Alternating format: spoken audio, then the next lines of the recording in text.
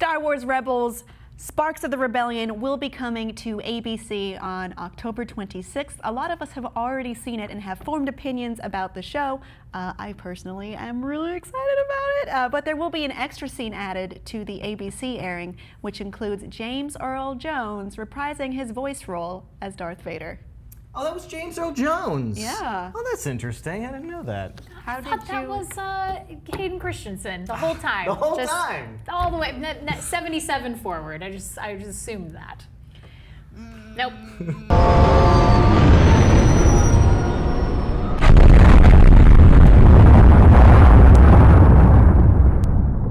I'm super excited about this. It's about time. I think that's what you always want James Earl Jones to be Darth Vader.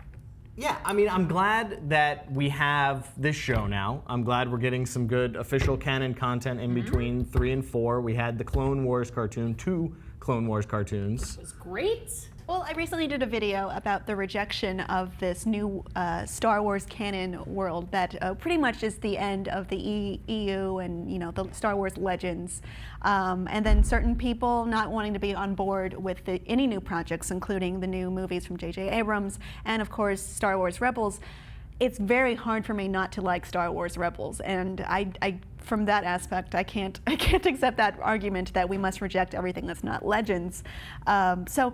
Let's talk about Star Wars Rebels a little bit without spoiling anyone at all.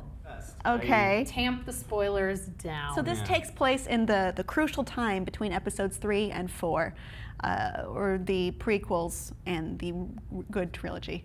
And basically just after Order 88. 66. 66, oh my goodness. Or after Order 66. Order 88 is my in and out this afternoon. Yeah, so it takes place after Order 66. Order 66. That's an important plot point, but we won't go any further than that. The Jedi are in hiding, including Kanan, who is voiced by Freddie Prinze Jr., who is described as the cowboy or rebel Jedi. Is that a spoiler? No, it's not, because it's in the promotional material. All right, fair enough. So he is a Jedi in hiding, and he's aboard this ship called the Ghost with other characters, including Ezra, the plucky young guy who seems like Aladdin to me.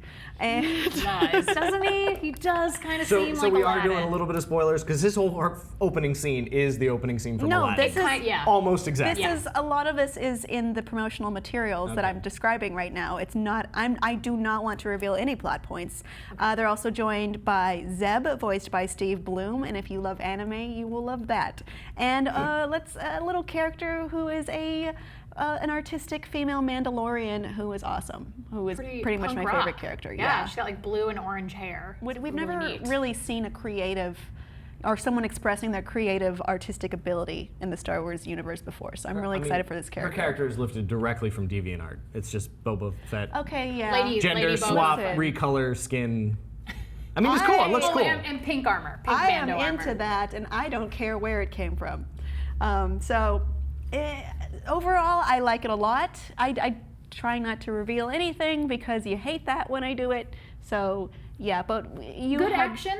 Really good action scenes, I thought. Like really, even the opening sequence is very good, and then there's some, obviously action. Things happen. A solid chase. Solid at chase the very scene, beginning. yeah. And explosions and people getting shot with blasters. And you almost wonder if they're gonna make mention of any of these characters in particular, because this is the spark of the rebellion. I mean, this is the beginnings of the Rebel Alliance, and so you wonder if maybe they'll be made mention of in Episode 7, which could be really cool. And I think you're right in that, we're seeing sort of this happen and unfold through Ezra's eyes, and yet, like you say, he's plucky, he's young, but there's a moment, and I don't think this is a spoiler, and if it is, I'm sorry, but he goes into space for the first time, and it's something that I really think Star Wars, or this episode did really well in general, was they made it feel so personal, because you don't think about these things, where most of these people in these universes have never been off planet. They don't know what space travel is like. This is kind of that thing where you see him really be shocked at I'm in space. Like there's this moment where there's this realization, and It's really It's like the first episode of Futurama too. yeah. It's very personal though, and Like, stop taking this for granted. It's so wonderful, Right. incredible. We've seen so much Star Wars and Right. so many planets and ships and stuff, but the average person in the Star Wars universe totally hasn't. Has never been into outer space, and so I just thought that was such a cool little moment that they didn't have to do. Like he could have just been like, "Oh yeah, we're in space, whatever," and not said anything. But there was this moment where he's in space, and they make the jump to light speed, and he is just like, "I'm in space," like, and it's just such a great little moment that I felt really kind of. It was a really nice little moment that sort of said, "Hey, this series is going to be pretty good." Like I feel like that was a really nice The sign writers of care. things to come. Yeah, like the writers really care about these sort of small details. The ships and the backgrounds and the set pieces and the setties all look Great. so beautiful, which is why the less than good character models kind of stick out a lot. I mean, it looks like they dropped reboot characters. Questionable into at the best. scenes. I mean, the Wookiees look the like worst. melted plastic. Like I don't know another way to describe them. They're It's a crazy. characteristic, stylistic choice that they went with. But when you have hair all over your body and you're going for And a cartoony you look, like you're melted plastic. It doesn't. It looks so weird, and they're longer. Like Yeah. they're not as They're, like, stretched stocky. out, yeah. It looks like melted candle wax that somebody just went whoop, and then like all of a sudden it was a Wookiee, and it's very strange. But to be fair, and I think you're just like Okay. I can't with this. To be fair, when you watch the first few episodes of the Clone Wars, that animation also started a little bit kind of rough, untextured, and I think as the series went on, got just so beautiful and so sophisticated. And I have hopes that this will do something similar, maybe not on the same budget, but hopefully will. At least, please just improve the Wookiees. everything else feels so perfect. Like the Star Destroyer coming over the head and like the cell. but those it's Wookiees.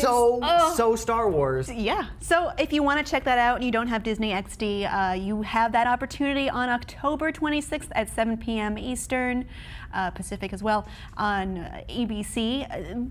The premiere of this actually did pretty well, 6.5 million viewers on Disney Channel and Disney XD.